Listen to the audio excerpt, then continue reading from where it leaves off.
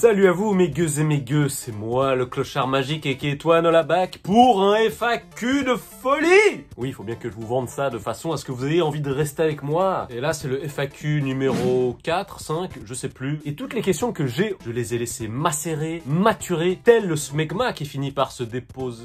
Bref. Et je vous l'annonce, je vais faire un autre FAQ dans moins de 6 mois, je vous le promets. Lâchez dans les commentaires vos questions par rapport à plein de choses. Et dans la cuvée de cette fin d'année, il y a beaucoup de questions intéressantes, dont le fameux « Pourquoi tu ne perces pas ?» Je répondrai à cette question à la fin de la vidéo, donc restez jusqu'au bout, abonnez-vous, likez, générique.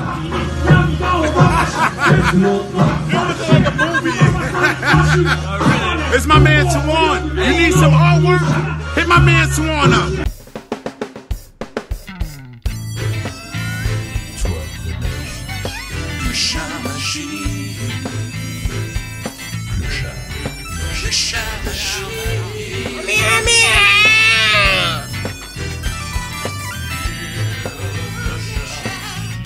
Hello.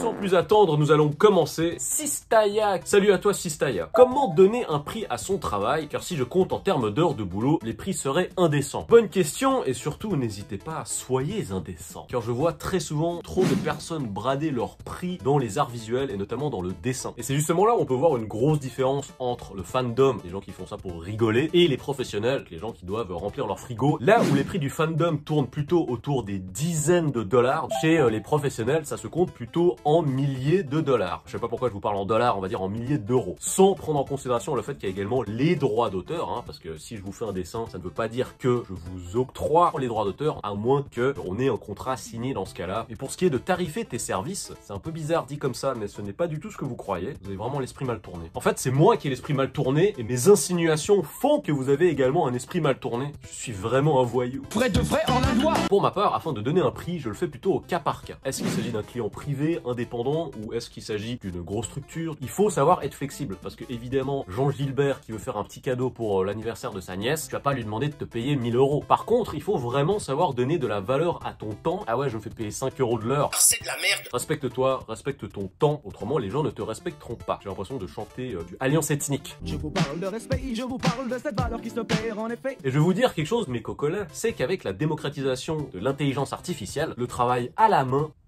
pourquoi j'ai fait ce mouvement? Le travail authentique va prendre de plus en plus de valeur. C'est de l'artisanat. Bonne chance à toi en tout cas. Bilal le retour. Alors gros big up à Bilal parce que c'était quelqu'un qui m'avait posé une question très intéressante la dernière fois. Quelle est la chose dont tu es le plus fier et la chose dont tu es le moins fier en ce qui concerne les choix de carrière professionnelle? As-tu des regrets? J'avoue que j'ai toujours suivi un parcours qui a toujours correspondu à mes souhaits. Surtout que je viens de Genève. J'ai pas d'attache avec la scène artistique genevoise, suisse par extension. Et c'est ça qui m'a poussé à faire les choses vraiment de mon côté et dans mon coin. J'ai donc choisi avec le dessin de beaucoup voyager, de rencontrer du monde, des personnes différentes. Je suis plutôt content de mon expérience de vie avec des acteurs provenant de différents lieux, de différents horizons. Et le fait de sortir des sentiers battus m'aura permis d'avoir une vie qui sort un petit peu de l'ordinaire aussi. Passons maintenant aux regrets, qui sont en fait les conséquences des aspects positifs. Car vivre toutes ces belles choses, l'art, les rencontres, tralala, ça a un prix qui peut être très élevé. Relativisons. Personne ne m'a jamais mis un flingue sur la tempe en me disant « Vas-y, toi nous, maintenant tu vas dessiner des filles avec des gros nénés ». J'aurais pu avoir une formation professionnelle qui m'aurait assuré de meilleurs revenus ainsi qu'une plus grande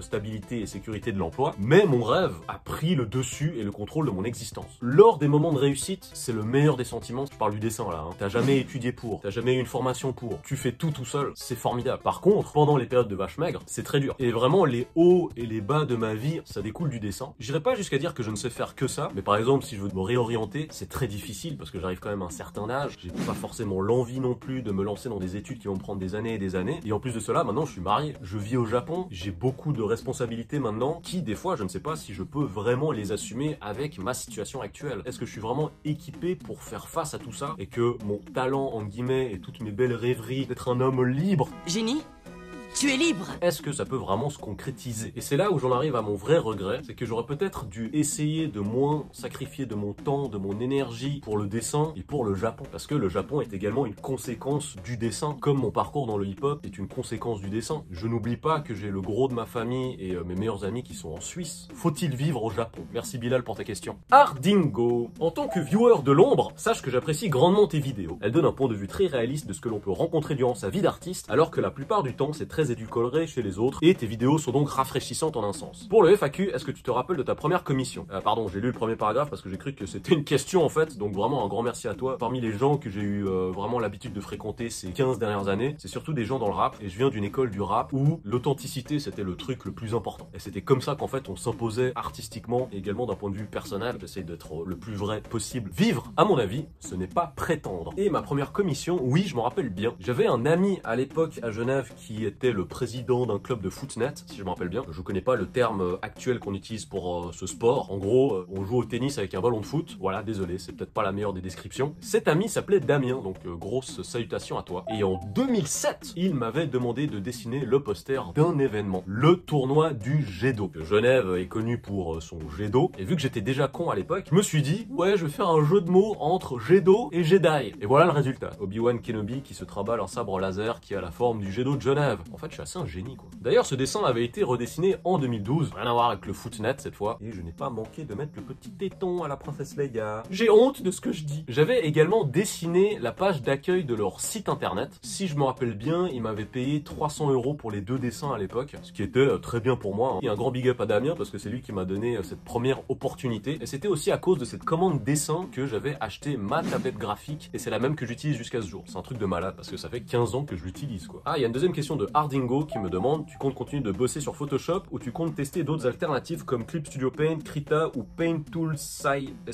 sais pas comment on dit. Alors je suis vraiment full time Photoshop pour la simple et bonne raison que je peux l'utiliser non seulement pour le dessin mais également pour traficoter quelques images, comme mettre ma tête sur des corps musclés que je n'ai pas et que je n'aurai certainement jamais. Donc voilà, merci Photoshop de me permettre de réaliser mes rêves et mes fantasmes les plus fous. Keman Razik, quelle est ta manière de supporter un manque d'inspiration artistique et quelques conseils dans ce domaine si t'en as? La fameuse page blanche. Alors je l'avoue, je n'ai jamais eu ce problème. J'ai heureusement ou malheureusement, c'est selon, beaucoup trop d'idées. Heureusement car je ne suis jamais en panne sèche, malheureusement car je n'ai pas assez de temps pour pouvoir les réaliser. J'ai beaucoup d'idées de sketch, même des choses qui n'ont rien à voir avec le dessin, des idées de films, des idées de bande dessinée, de manga que j'ai depuis 12 ans et j'ai pas le temps d'en faire quoi que ce soit. Si un beau jour j'ai la possibilité que mes projets se remettent à fonctionner comme à une certaine époque, et même mieux, c'est ce que je me souhaite, donc souhaitez-le moi aussi, abonnez-vous. Et je vous avoue que cette BD, ce manga, c'est vraiment... c'est l'arlésienne, c'est quelque chose que j'aimerais faire depuis tellement longtemps, mais no time. Et des fois je me dis que j'aurais peut-être dû bosser dans la pub. Les pubs des années 90 me faisaient énormément rire, elles étaient super créatives, enfin pas tout le temps. Qui se rappelle des biscuits Bamboula? J'avais par ailleurs la BD et le vinyle de Bamboula.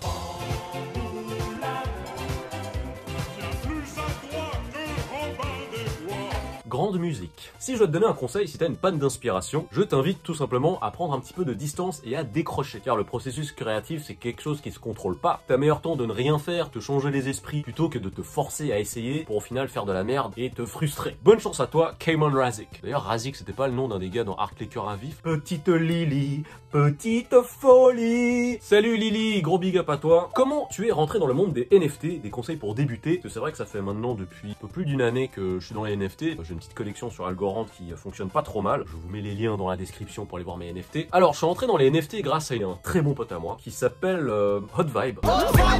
C'est un compagnon de galère et de gueuserie que j'ai connu à l'époque où j'étudiais en lettres. On était en littérature anglaise ensemble, donc je le connais déjà depuis 2002-2003. La première fois que je l'ai vu, c'était un séminaire de littérature anglaise. Et lui, il était en face de moi avec un air vraiment un penaud. Et il avait pas de papier, il avait pas de stylo, il avait pas de quoi écrire. Il avait rien. Et là, je me dis, lui, c'est vraiment un touriste, quoi. Et vu que je suis également un touriste, c'est devenu mon meilleur pote de fac, en fait. Et on se tapait vraiment des fous rires ensemble en cours. On chantait du Singila,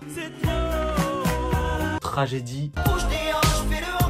C'est en 2019-2020 que lui me parle de NFT pour la première fois. Et je vous avoue que sur le moment, j'ai pas du tout capté quel était l'intérêt pour des gens d'acheter des JPEG, quoi. Je n'ai pas commencé à faire des NFT grâce à lui, mais c'est la première personne à m'en avoir parlé et m'avoir donné des informations à ce sujet. Et Lily, si tu veux débuter, je te conseille de te renseigner via YouTube, via Twitter également. Et je te conseille également de choisir une blockchain qui correspond à ton art et qui a une communauté qui matcherait bien avec ce que tu crées. Surtout, ne jamais lâcher. En tout cas, si tu as d'autres questions sur les NFT, n'hésite pas à les poser dans les commentaires. Je répondrai avec grand plaisir. Nous passons maintenant à Redfield. Ah bah ça fait plaisir de te lire mon très cher. Lorsqu'on est au bord de la déprime, à quoi ou à qui te raccroches-tu pour revenir vers la lumière? Eh ben la réponse est simple, je me raccroche à la jambe poilue de Mourad. Je vais vous faire une confession, avant le Japon, je ne me connaissais pas dépressif. J'ai toujours été quelqu'un de plutôt positif, prompt à la fête et autres gaudrioles. Le Japon ne m'a pas fait grandir, mais vraiment vieillir. Et dans certains cas, j'ai vraiment développé des maladies du monde moderne. Et je trouve ça assez paradoxal, car j'ai toujours considéré le Japon comme une aventure sans risque.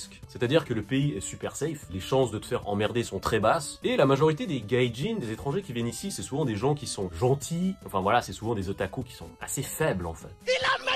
Et le truc qui est très surprenant par rapport à la Suisse et en tout cas les autres pays occidentaux où j'ai pu traîner mes guêtres, c'est que les filles aiment souvent les gens gentils. Le modèle de beauté typique, c'est pas le tablard musclé. De ce fait, ce genre de personnes sortent du cadre de la concurrence, ce qui fait que les filles sont facilement abordables pour des personnes qui ont un profil qui est pas forcément macho, muscloto. Je sais pas si muscloto existe. Dites-le moi dans les commentaires. Et c'est aussi pour cette raison qu'il y a beaucoup de gens qui n'ont aucun succès dans leur pays, qui quand ils arrivent au Japon, ben ils deviennent des espèces de demi-dieux. Ils ont en tout cas des réussites plus flagrantes ici. On en avait déjà parlé avec Sarah, le terme Big in Japan, ce qui décrit littéralement la réussite des gaijin au Japon qui n'en ont pas chez eux à la base. Et c'est pour ça que je dis que le Japon c'est une fausse aventure, parce que tout est très prévisible. Et le paradoxe, c'est parce que les aspects difficiles au Japon, c'est tout ce qui a trait aux règles, aux humiliations qui en découlent. Et il y a deux choses qui peuvent te permettre de surpasser cette frustration. C'est un, tolérer tout ça, soit deux, avoir un niveau de réussite qui te permette de bypasser toutes ces choses. Et comme je le disais avant, c'est un pays qui m'a fait vieillir, et c'est aussi un pays qui me blesse mon âme en fait. Et c'est assez ridicule dans le fond, parce que c'est une société qui s'est rendue malade par elle-même. Il y a beaucoup de problèmes économiques, sociaux, mentaux, qui sont du fait du Japon, parce qu'il y a certaines règles de vie, certaines règles de travail qui régissent le tout. Et c'est ça, fatalement, ce mal qui ronge les personnes qui y résident. Mes solutions à tout ça, moi c'est clairement ma femme,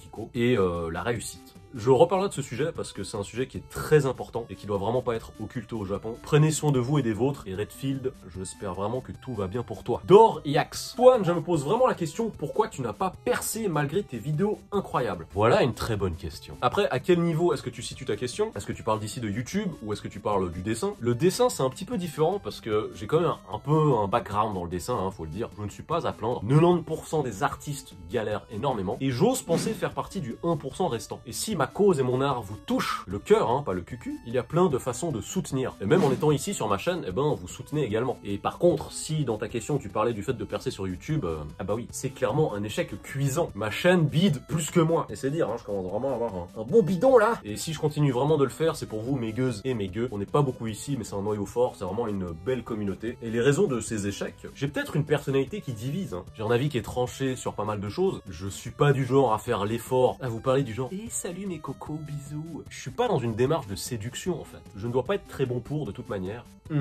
Et aussi, je ne connais pas les codes des réseaux sociaux. Quand je tombe sur des gens, en fait, que ce soit dans des vidéos, dans la vraie vie de façon générale, qui sonnent faux, je peux pas. Et est-ce que je devrais essayer d'avoir des stratégies afin de... Pardon, j'ai un caca d'œil. Après, je pense que le très petit nombre de personnes qui suivaient mes vidéos, c'est aussi, je pense, parce que mes traits de caractère vous parlent, ce côté un petit peu brut de décoffrage, qui vous plaît. Puis bon, regardez-moi, hein, j'ai passé l'âge de plaire. Je suis en pyjama, zéro effort. Je saborde mon propre navire. Mais voilà, c'est moi, je ne peux pas aller contre ma nature. Je raconte que des trucs qui m'intéressent, qui sont en rapport avec mon vécu. Du coup, je m'adresse surtout à des gens qui aiment peut-être des délires underground. Mais en tous les cas, si vous avez des conseils et des suggestions, je suis ouvert à tout. Les commentaires sont là pour ça. Voilà, c'est la fin de ce FAQ numéro je ne sais plus combien. Je vous annonce d'ores et déjà qu'il va y avoir un prochain FAQ. Il va y avoir plein d'autres vidéos qui arrivent. J'ai des centaines d'histoires à vous raconter. N'oubliez pas les gestes qui sauvent la vie. Abonnez-vous, activez la cloche, likez, commentez. Suivez-moi sur les réseaux sociaux, @AirForce1. Et voilà, posez vos questions pour les prochains FAQ dans les commentaires. Le clochard magique vous aime. Le clochard magique n'abandonne pas, mais le clochard magique a une vie. Et j'espère que vous prenez bien soin de la vôtre et des personnes qui comptent. Salut!